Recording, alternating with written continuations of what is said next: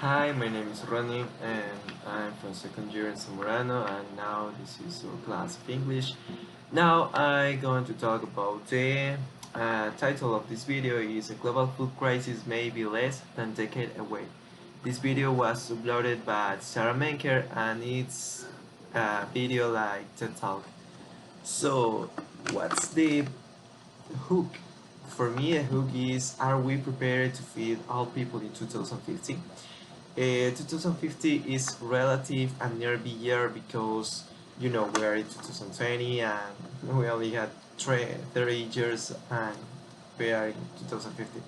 So why we choose this year, 2050? Is because many of us or many of our scientists believe that food isn't be able for anyone in 2050, or maybe the population will be increased a lot, so we need to produce more to feed all these mouths. And the main idea of the video, I think, that is explain the details of what we're going to do in 2050 and to feed all the people and solve some problems that we need to figure out. So, for example, a little details that she mentioned in the video was that in 2050 could be or maybe could not be food for everyone. So it's more full of government because they don't care, because they live at the moment, so they don't think in future.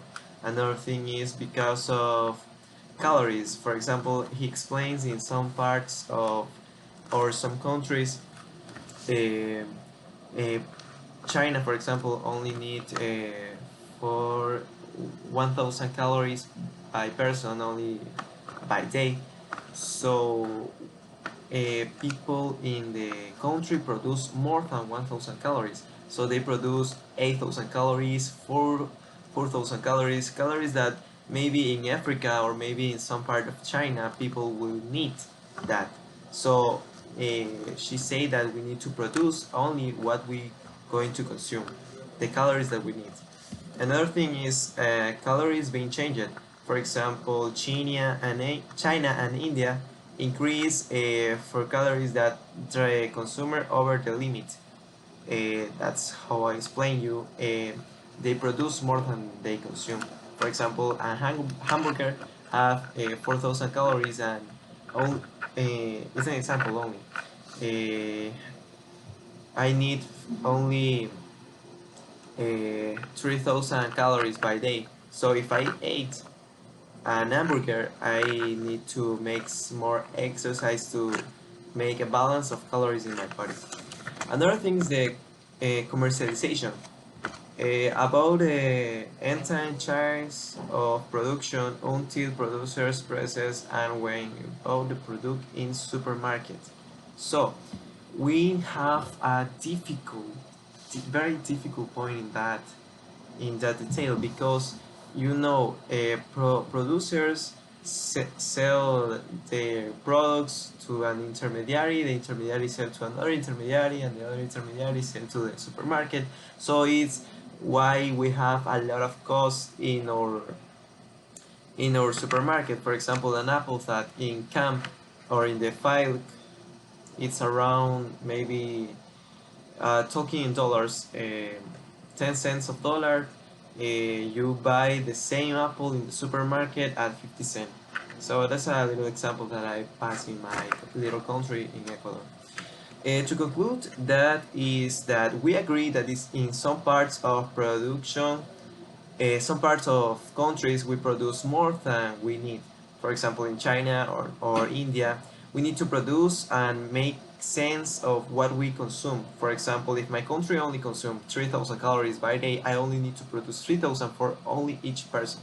So that's where what we need to supply the other calories and give to another country. That's like a commercialization. Another, my summary is that we need to produce only what we need as a country or town. The commercialization is another production, so we need to reduce intermediaries to get food security.